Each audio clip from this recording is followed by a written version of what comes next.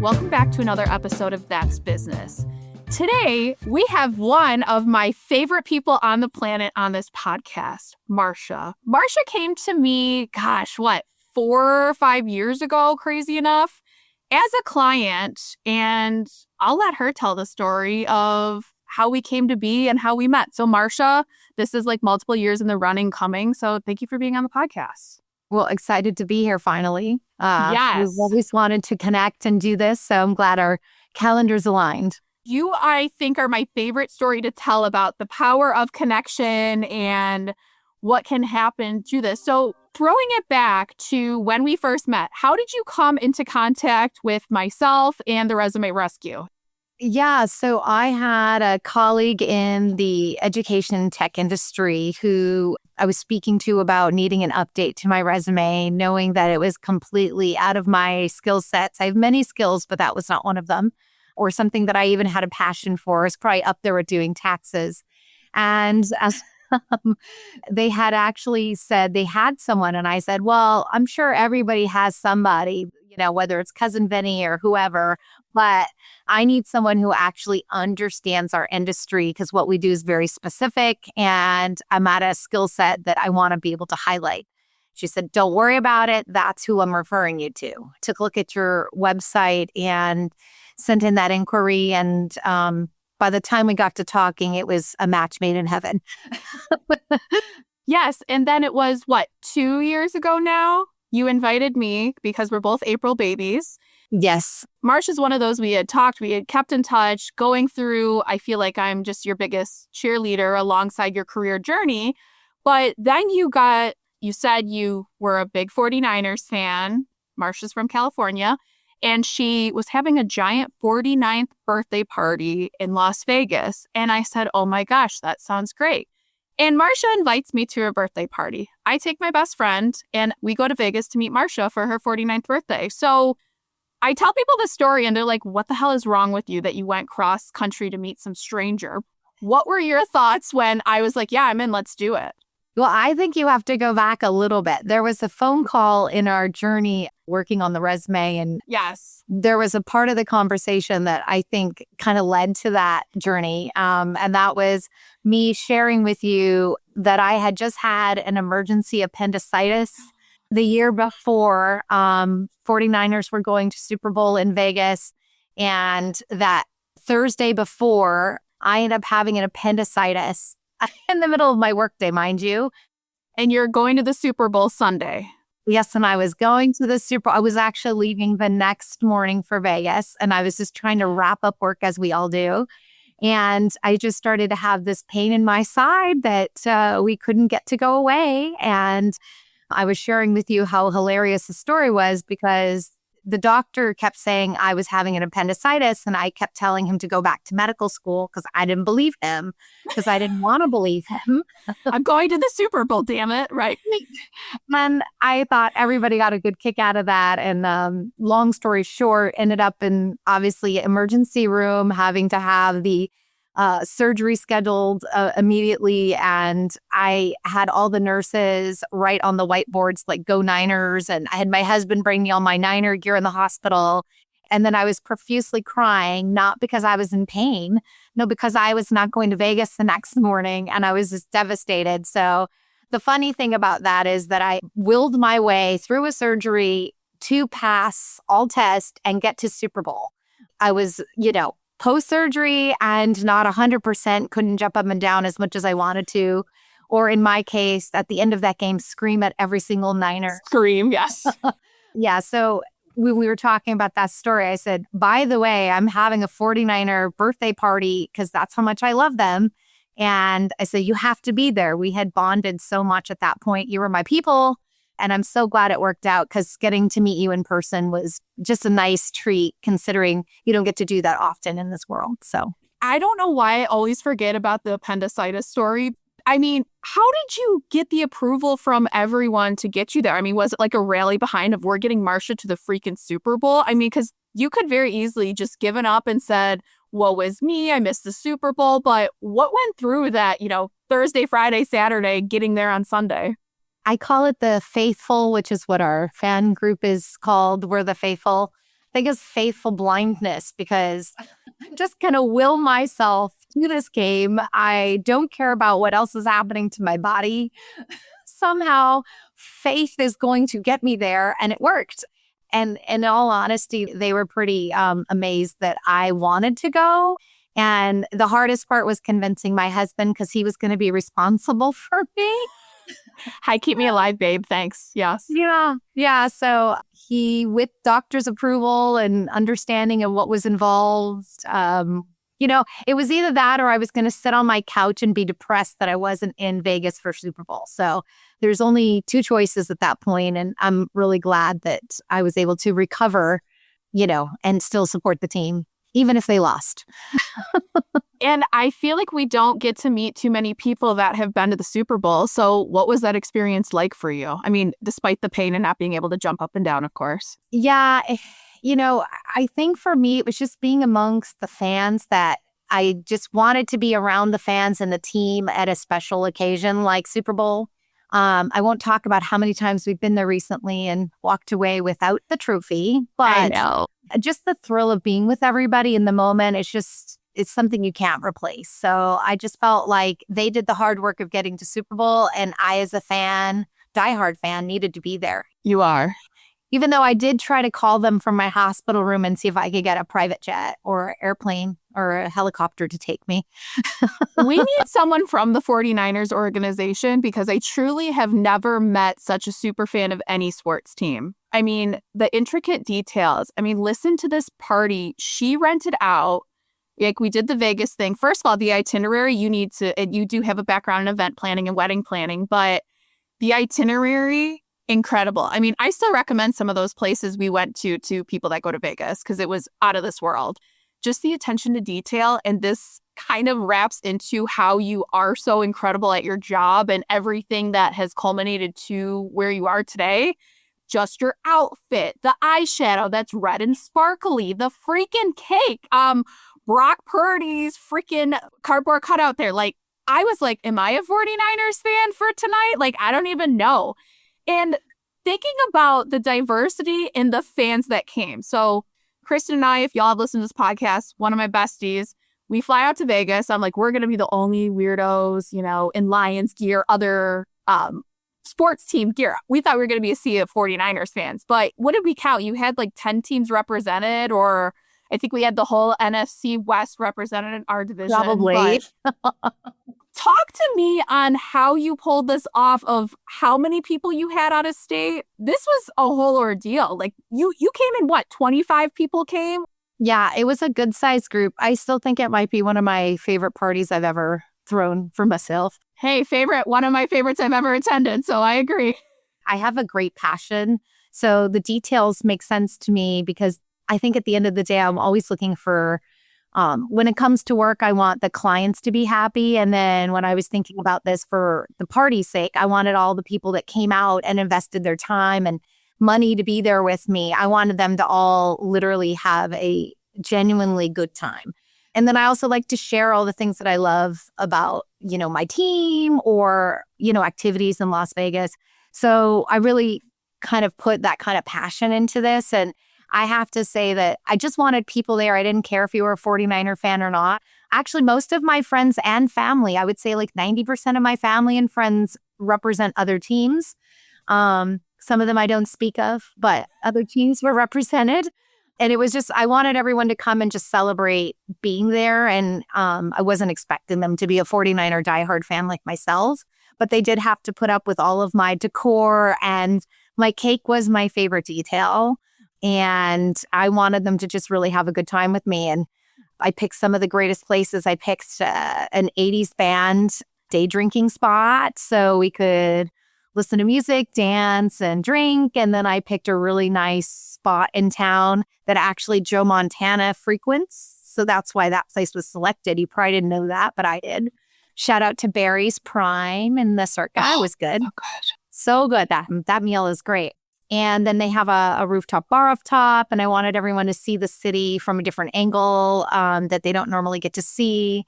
And, and just the house party that we ended up having for the finale, where we got to bring in all the food. And I mean, tacos, like who doesn't like tacos? So we had a taco guy come up. And your margaritas and your hilarious punny drinks you had. Yeah. Like, it was so good. There was gold in our drinks because it was 49er gold. So like I said, you all had to put up with my 49er decor and details, but we just had such a really exciting, fun day and it came out perfect. I was really excited about it. And a lot of what I noticed through that experience was all the people you've met throughout your professional journey. I mean, I believe you had friends from college and high school there, and then you had friends. I mean, it was like every walk of life. And I think that's something you and I really bond over of we can make friends with the wall. And I think Jim and Dan, Jim, Marcia's husband, Dan, my partner, would argue that they love how much we can talk for both of them. I mean, Jim's more social than Dan, but Dan tells me all the time, he's like, thank God you talk enough for both of us and make friends more than I have to. How has that always been a part of you, or how do you go about making these connections? Because I feel a lot of people look at me and are sick of me telling my story, but how have you gone about that through your professional career journey and life, I guess? Yeah, I think I've just been really lucky that I've always been in a, customer facing outfield kind of role for the most of my career. And so I get to work with and bond with internal people inside an organization. And then I've been able to meet customers along that journey as well who've become friends and just long-term clients. I think if you just have good listening skills and you actually genuinely care about other people, they come together. And I also think one mistake a lot of people make is that they don't just talk to anybody. They try to judge a book by its cover and you just don't know what's inside that book.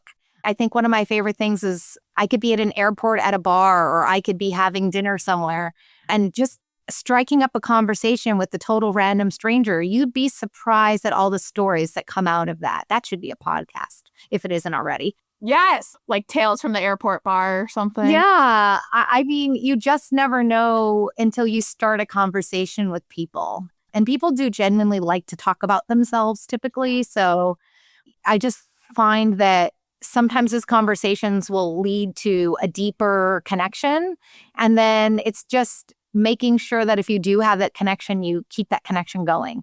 A lot of people might find that connection and then they never reach out or never follow through. That's a shame because you'll miss out on, like us. I mean, if I had just hired you, do my resume, and we never spoke about my appendicitis or my love of the 49ers, you may not have ever been at my birthday party and we would never have broadened this connection and relationship. And, now I feel like in 20 years, we'll be laughing about this still because we built it and we maintained it. And I think there's also something to be said about the fact that it's a combination of virtual and in person. Because there's another element now with everything. It's people are, I don't know how the dating world is doing what it's doing. In fact, I don't think it's doing well. No. From friends, I could tell you it's not. Yes. Everybody wants to be single because nobody's getting together physically or putting in the work that it takes for these connections to build and be maintained. And honestly, you kind of see that in the professional world as well. There's a lot of people that might be job hunting and they don't have a network to reach out to, or they have no idea like what it actually takes nowadays to build a connection that will lead to an interview. It's not like it was once before where you just fax over a resume or pick up the phone and talk to HR. Like that doesn't happen. With resume paper, right? Yeah. The special resume paper they had. Yes. And that's such a great point to bring up that it does take work. And I think it's a mutual understanding where, like you and I, you actually are on par for what I do with all my other friends. We'll talk once a month, check in like, hey, thinking of you, how's everything going? Or, hey, I know you were in the hospital. Or, hey, Jim had surgery. How's the surgery going? Whatever. But I think it's also looking at who's on your team and who's not. You were so eye-opening. And again, I keep saying you're my favorite story to tell because you've referred us so many people that I was like, I have to come celebrate your birthday with you. Like, I have to buy you drinks and do something because you have been so incredible. And every single person you've sent over is better than the next. But even looking when people kind of evaluate their friendships or, relationships, it's sometimes the people that you've known the least amount of time, like we have, that are your biggest supporters in that network you can rely on. So when you are job searching or when you need something, when you need a good doctor, when you need whatever, travel itinerary, that you have someone in your network to do that. Now, something I really want to get into, a lot of people want to transition into EdTech. So on a simple level, for those that don't know what educational technology is, walk us through what that looks like and give us a synopsis of how you got into it. I do get asked that a lot lately. I'll start with how in the world did I get here? Yes. It's a crazy journey. So I have a lot of family and friends in education, and I never saw myself working in a classroom because that requires being inside all day for the most part. Great point. And there's a middle school smell, and parents know what that is. Oh, there is. And I just didn't think I could be there and do that. And I tell this to educators all the time, and bless you all for loving that. That wasn't for me, but I always wanted to make an impact in education. But I didn't know that there was external vendor partner side of it. I didn't have a clue that that existed, and a lot of them don't. And then I was very much in love with technology in college. Well, actually my whole life, but in college specifically. And a little company called Xerox came knocking at my door in my final year of college and said, would you like to join our organization? It was almost like being recruited by the FBI. And I was like, I read about Xerox, and yeah, how do we say yes? I don't know what you're going to pay me or what I'm going to do, but I'll go. And so that actually was my foot in the door to a very reputable organization, but one that was doing technology. So digital technology. And then they were like, you're a natural for sales. Did you know that? And I said, I don't know. I don't know. I just talk, and I like people, and you're saying I get to go outside. So these are all things that I like. And the reason I bring up that history is because eventually, a couple jobs later, I was still doing technology sales and doing it very well. And then all of a sudden, a recruiter called me and said, would you like to work in educational plus technology? And I said, I'm sorry, what is that?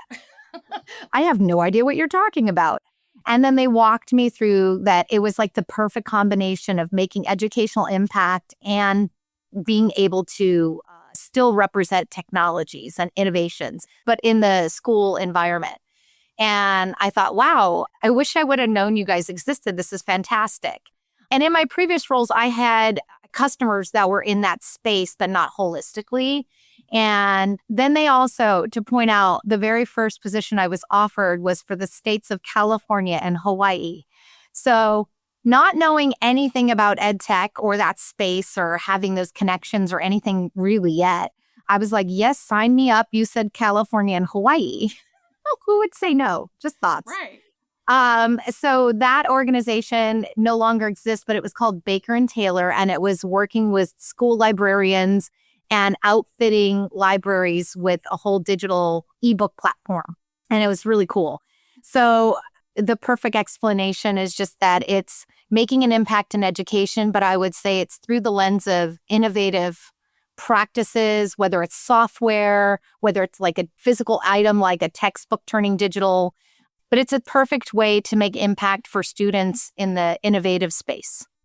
And you being in a sales role, what does that look like to someone that doesn't understand what a sales educational consultant would do for the companies you worked for? I kind of look at it different, and I get to, look at it in hindsight from a breadth of knowledge and experience level. I hate to look at it as sales. I really like to look at it as you're a partner with these districts. It's not business to business where it's a little slimy, transactional almost. Yeah, transactional would be, I think, a better word. So like that used car salesman gets used a lot when you think of sales. But I really look at education or EdTech or just being a vendor partner in the education space really is, you have to look at yourself almost as a parent. Put the parent hat on. Doesn't matter if it's your student, like it's your personal student or not. You are making a difference in the lives of all students everywhere. So whatever organization you're working for, whatever you're selling, really needs to be looked at from a lens of you're not trying to push something for your own good. You're really pushing from a place of you're making a difference in the world. And I think that's what makes us different from a business to business kind of a sale, is that You're not going to get rich in ed sales, education sales, just like these teachers are not getting rich teaching students. You really have to come at it from a lens of impact and wanting to make that impact. And so I feel like that's the difference between us and other sales, sectors, is that you're really trying to make an impact on the future of tomorrow with students and whatever it is that you're doing. Well, and you're literally shaping young minds. I mean, it's so fascinating. And even don't have kids of my own, as you know, but just watching like my nieces and nephews and what they're bringing home, I'm like, you all have a tablet, you all have a computer. Like, what? I didn't even know. I mean, I'm the cross generation of we lived without technology and then we had technology. So millennials here, but it's so fascinating seeing this full circle and how this is being given live. And especially, I mean, something to talk about with the pandemic of everyone being forced to be remote. I mean, how did that help teachers and parents and everyone, transition to remote rather quickly? You know what? That is not a question to be falling on deaf ears. It's actually a very critical one, to be honest with you. Even if you have children or don't have children, the children are going to grow up to serve us in the future. So we need them to be highly talented and ready for the world. So education really is impacting our future as a whole. But to answer that question, I think that education technology or just any kind of educational tool that's out there is really critical because teachers can't do it alone.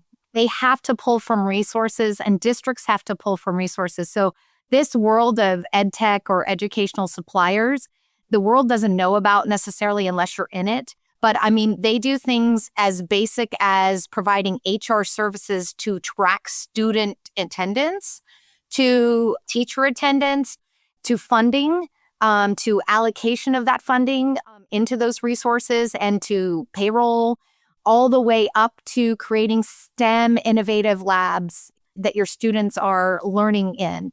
So there's a plethora of things. I think it's kind of fascinating about my background and my resume, and it does make me unique, is that I've actually almost done what we call book bags. I've almost done the full spectrum of things that is offered in education.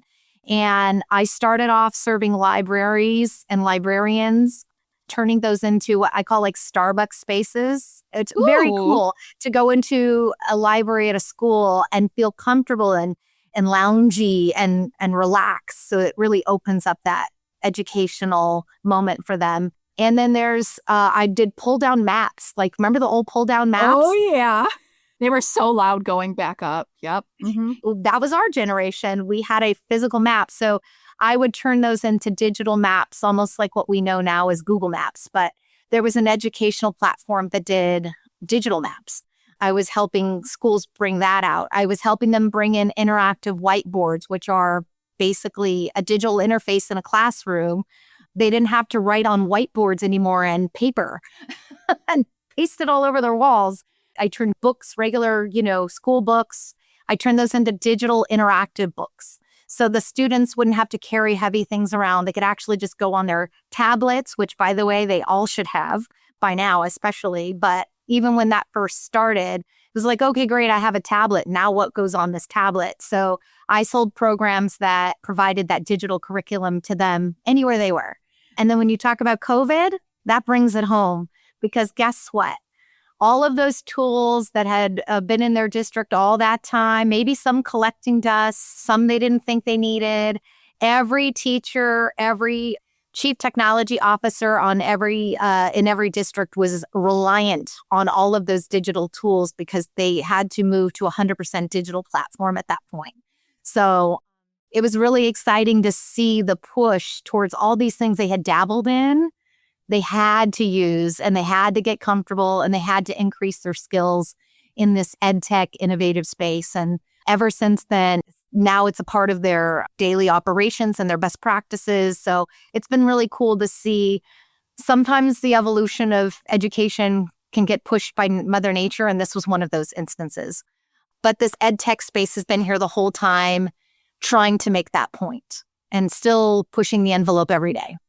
Yes. What are some of the things you're excited about for the future of EdTech? What are you kind of seeing for the future of the next generation that maybe starting kindergarten in the next few years, or we'll be graduating high school, gross, and, 2040 or 2050 something. What do you kind of see happening at that point?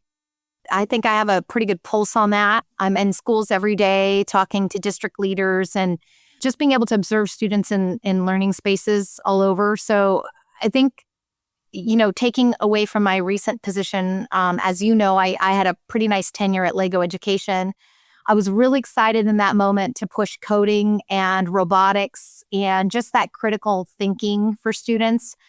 The skill set of just knowing how to adapt is more critical than an English and a math. And I'm sorry, teachers, to say that out loud. There will be an app for that. Yep. But I kind of felt like in that moment, in that work, that was the huge push, is trying to get their skill sets there. And I feel as if now the students have a lot of those skill sets. And so where I see education now going is taking those skill sets and moving them into the AI word, the world of AI. And I make that base because I know a lot of people have thoughts about AIs. A lot of it comes from the unknown, right? But think about the VCR that turned into the DVD and then that turned into the cloud of freaking, like, we don't even need DVDs anymore, world. Although I do own some still, because, by the way, that's how Nice. great they are. See, your dog agrees. Yes, they do. Right. The world of AI is where I see education going. And where I see it is it's a tool for the education community, more of the behind the scenes, to be able to get to data quickly and make data-driven decisions that are going to impact students and also free up their time. Some of the things that were very time-consuming, like lesson planning, they can actually do at a prompt. And they could have their whole year planned. Now, it can't decorate their classrooms and it can't teach for them. And ultimately, if they're ever worried about a robot taking their job, that's not going to happen. You still need that instructor's background and that facilitation. And I think that human connection. But I do think that the world of AI is going to impact education. And I think students need to develop skills around that because the real world's also going to mirror that outside of education. Such a great point. And because you are the expert in this field, I mean, for those maybe teachers or those in education that are just like, hate AI, just like, this is stupid, I want nothing to do with it, I don't want this. I mean, like you said, you either get with it or you're going to be, I say you either get with it or you're going to be lost. Rest in peace to Blockbuster. That's my favorite story to think about. But what do you say to someone that has those thoughts on AI? I mean, we didn't get a user guide for AI. We didn't get a user guide for anything that's been similar in its past. And I think it's all about getting educated, which is the world of education, is get educated. There are lots of resources out there to learn how to navigate education in the world of AI. So I would just suggest getting educated on it and then just use the tool how it fits you. I also think it should be individualized and customized to the person. Not one size fits all when it comes to technology, in my full opinion. So I say look at it from an angle of it's a tool. It's another tool in your belt to help you do your job. And don't discount it. And don't be afraid of it. Get educated on it and make it fit you. Absolutely. Want to transition gears a little bit because you are this freaking amazing world traveler. How have you managed to fit travel into the jobs you had, taking time off? I mean, I think a lot of the clients we work with, they're like, oh yeah, I'd love to travel. I just can't. How have you implemented that in your life with work and everything else going on? It's very kind of you to say and to point out. I think it starts with the mindset, right?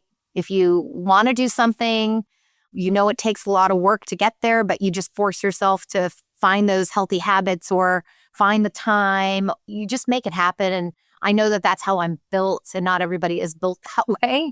But I just kind of push through any insecurity and sometimes even budget constraints. And I adapt from the young kids, the YOLO mindset. And I think one of the things I've always believed in is a work-life balance. I learned early on in my career that you can really become overwhelmed and stressed out, and it can take a physical toll on you. And I learned that in my early 20s.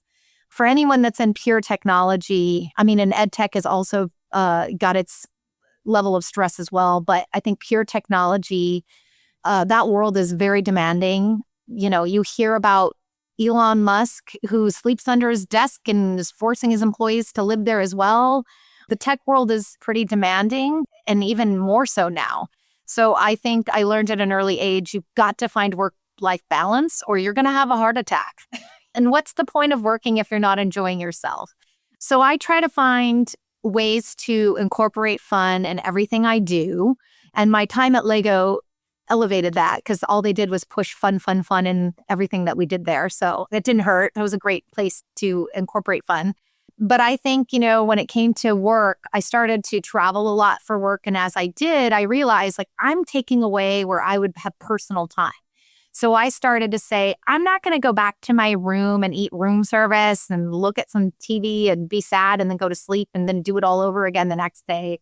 I really took advantage of where I was. I would go out and explore. I would go out and eat by myself and talk to people like we were talking about, just talking to random people, learning about the cultures and the environments in these different places and learning. And through that, then I would start to get savvier. And on the next round, I would add something I hadn't done before, whether it was a couple hours in a museum or going to a restaurant or a bar that the locals liked. I would always try to find ways to find a little bit of fun when I was out on the road in the field. And by the way, I still do that to this day. And then sometimes, I would have stints in other states. And when I was doing that, I was like, let me go explore. Let me add a day on the front or the back end if I could. Or if I had Friday meetings, I would try to stay through the weekend sometimes and extend that adventure because I think it's an opportunity you may not get, and since I'm already over there, take advantage of it. So I would really try to do that work-life balance wherever I could find an opportunity. And then me and my husband love traveling. Our family, when my daughter wasn't an empty nest, she's just an empty nest now. But when my daughter was with us, we would do our family vacations, and I would definitely focus on doing things like extended weekends or long European trips because you've got to take a break somewhere, everyone. You just got to have your breaks.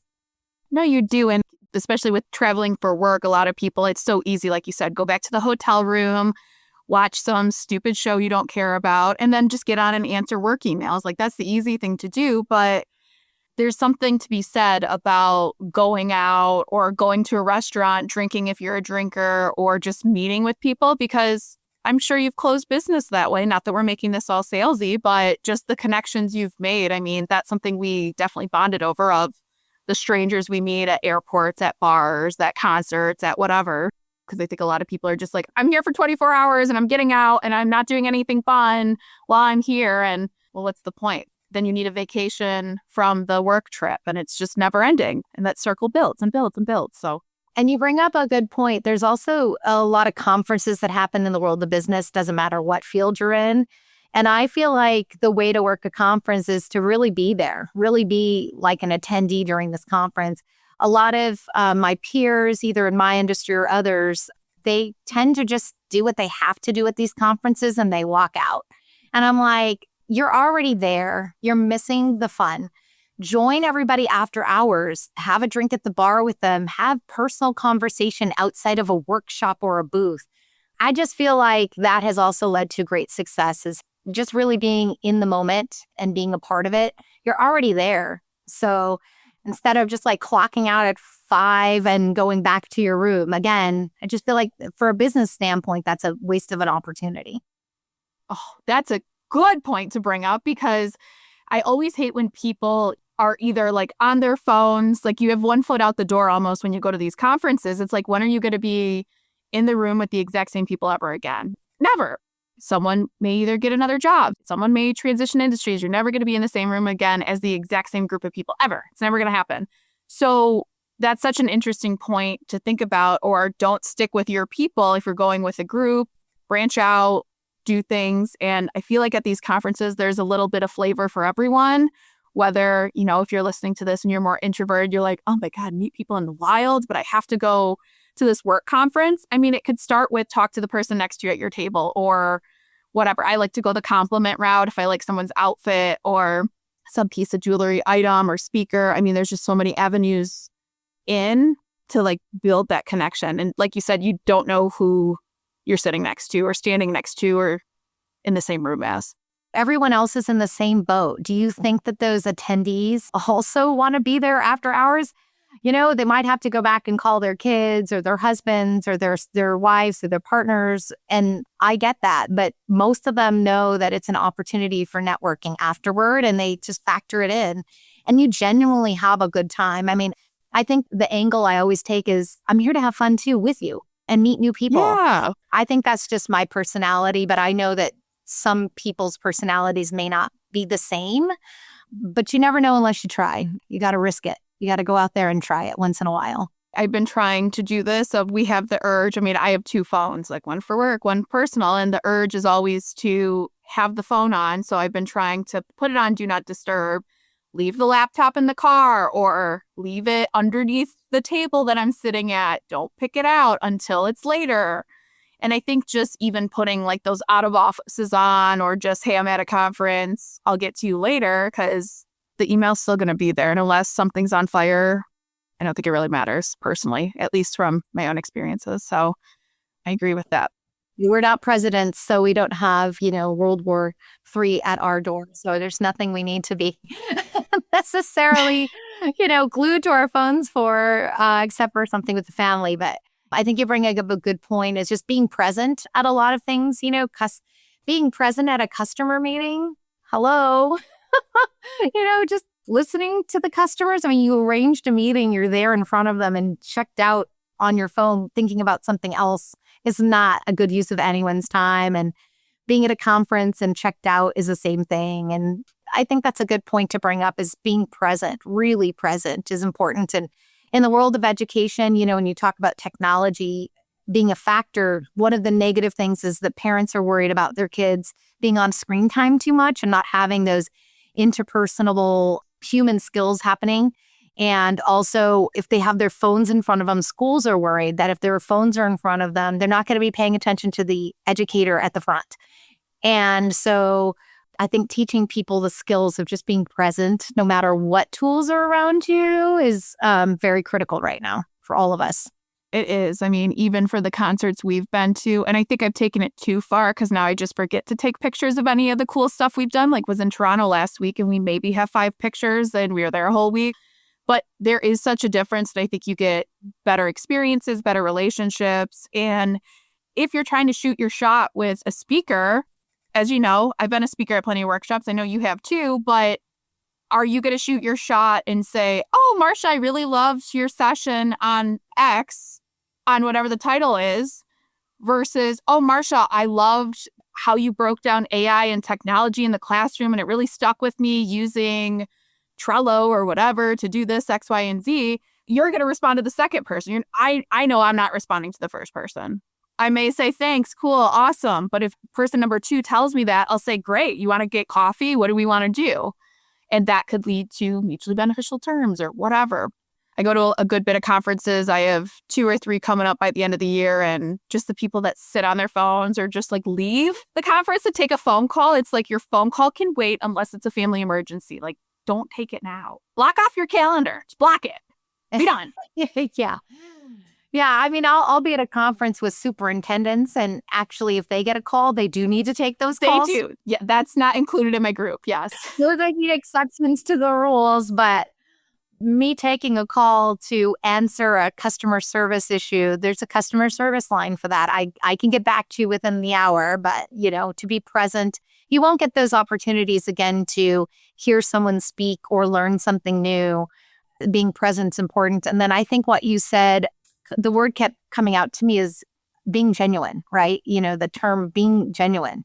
I think a lot of people are not necessarily as genuine anymore in their workplaces. And I think that's such a sad place we are. I don't know. I think there's probably a lot of factors that have led to that. A lot of people are unhappy in their jobs and they're just doing jobs since COVID to make a living or have health benefits. But one of the things that I've tried to do is stay genuine and be passionate about what I'm doing, which is why I'm still in education.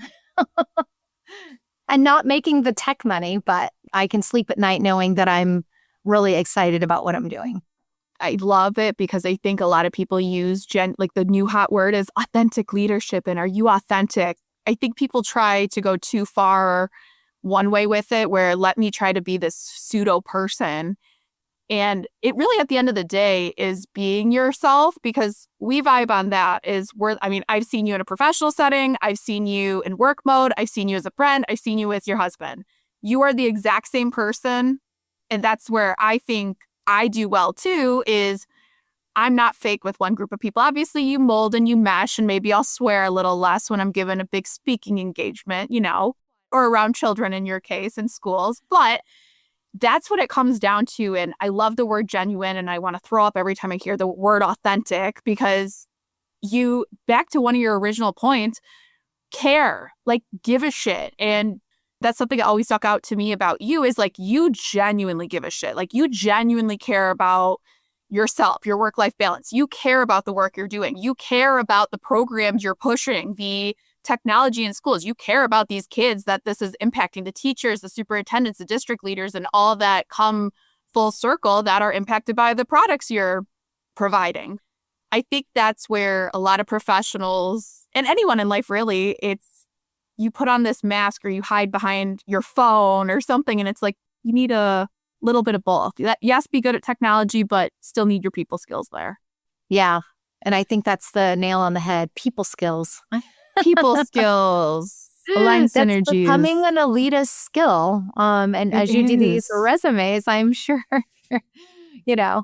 And I remember this from being on the market, and even as recent as, this summer. One of the things I kept seeing as a call out, and you must see it because you're in this every day, is I kept seeing that they were looking for people skills or some derivative of that, right? I still think it's funny when they say they're looking for presentation skills. I'm like, really? That makes sense, because even with the jobs I'm seeing for partnerships, sales, or those type of roles, they often do say presentation skills. And I was just reviewing this with another client I have that you should probably meet her because she's great too. We were laughing about that. It's like, if you've made it this far in your career and you can't do that, but some people can't. I mean, I talk with clients every day. I'm like, you cannot talk the way you talk with me. Not that it's inappropriate or anything, but just, I say, I have severe ADHD, if you've listened to any other podcast, I talk about it all the time, but it's just being able to work a crowd or know your skill set. And a lot of people don't have that, or can't talk about themselves, or can't articulate why you should buy your product, or can't do their elevator pitch. Like, what is this podcast about? Oh, this is what it's about. What's the resume rescue about? Oh, this is what it's about. Oh, who's Marcia? Marcia does this. Like, people can't do that. Yeah. It's insane to me. My brother and I have super extroverted parents, both of them super extroverted. We're both super extroverted. Do you think that has to do with more their environments you grow up in? Or do you think that has to do with how like genes work and everything? Yeah. I've honestly thought about this, and you met my husband, and Dan, on your end, obviously, yep. Some people are just not as extroverted, and I'm aware of my differences. I'm probably on the extreme. Amen, sister. That extreme side of the extroverted. And mind you, I do wear my own self out. I even talk in my sleep. Like, I'm just born this way, I think. Literally from when you're awake and sleeping. That's great. I didn't know that. Yeah. According to my husband, I apparently have conversations that I don't recall. And if it was a sales conversation, I hope I sold something in my sleep too, and I get commission on that. But anyways, that's a personal goal. When I can turn my sleep talking into sales, that should be another. Dang. That's a gift I haven't acquired yet, but I'm working on it. No, but I think it's just really how you're born, your personality. So I would say it's probably a combination of genetic and environmental. But I will say to everyone, people tell me all the time, they're like, I could never do what you do. I hear this all the time in all kinds of personal and professional settings. And I think, what are you talking about? This is just us being genuinely people and interested in others. And then it leads to conversations, and people, I think at the core, always want to help someone else or listen to someone else. So I think if you just have that in the back of your mind, you can do anything. But I think for those of you who are not as extreme or extroverted as Angela and I are, there's something called ChatGPT now.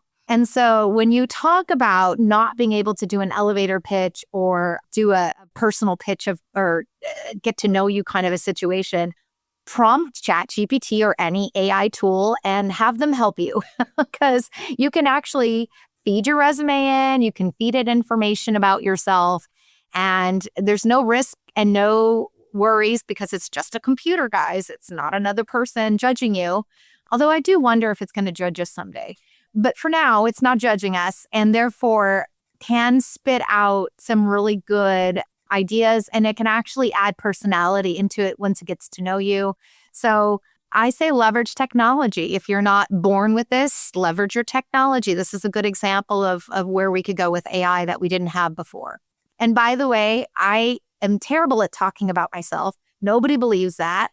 I'm actually quite shy in a lot of settings, and I have been leveraging technology to help me articulate things about myself and my elevator pitch and just sharpen my skills at the workplace. No, I know that's a fact about you because when we did your resume, I was like, I remember yelling at you in the most loving and supportive way. And I'm like, Marcia, you are so impressive. If you don't get your and I think that was the turning point of our professional relationship to friendship, where I was like, I love the shit out of you and you are so smart and so good at what you do. You need to work on this. How do you sell services when you don't have the confidence in yourself? And it's so true. As I like to say, I'm a recovering people pleaser, but ChatGPT or any of the AI tools are great because they do get to know you, and it's really what you do prompt it with. I mean, I'm finally getting my mom involved and my uncle and other folks in my family of like, use this. It's really helpful to get to know you, make business decisions, make professional decisions, anything like that. So I agree. And it does get to know you and it helps. And for the more introverted folks or anything like that, it's such a huge help and it's unbiased opinion. So why not use it?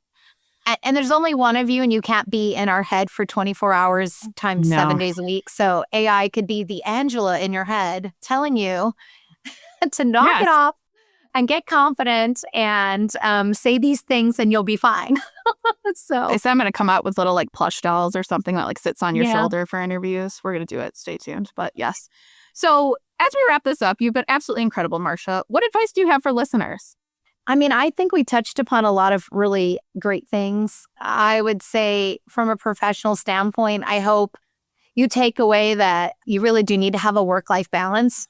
It's probably like the number one thing I would say I try to encourage everyone I work with to do, because they always look at me and say, how do you do all this and live?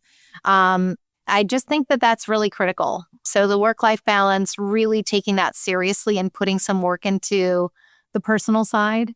Because at the end of the day, you know, what are you going to be known for? You know, you have to ask yourself that. What are you going to be known for? What are the memories you're going to have? Is it going to be a spreadsheet, or was it that trip to the 49er Super Bowl? Just thoughts. So there's that. And then I think just be genuine and do things that you're passionate about. There's a lot of things to do in this world still currently, although there are some job categories changing when we leverage out the technology element. But I would just say, you know, just be passionate about what you're doing and then always try to keep yourself on the forefront of what's coming. That's something that I'm putting a lot of time and effort in right now personally, is just learning about the new technology tools that are going to be impacting what I do for a living and what impact it's going to do on the job market as a whole. I feel like if you don't get current constantly, you're going to get outdated. And there's going to be fewer spots for all of us, sadly. So we want to make sure we're in the know and educating ourselves on where the future holds for us. All great advice. Marcia, this was such a pleasure. Always is when we talk and get to hang out. But if you're listening to this, you want to follow Marcia or connect with her, tune into the show notes and follow next week for another episode of That's Business.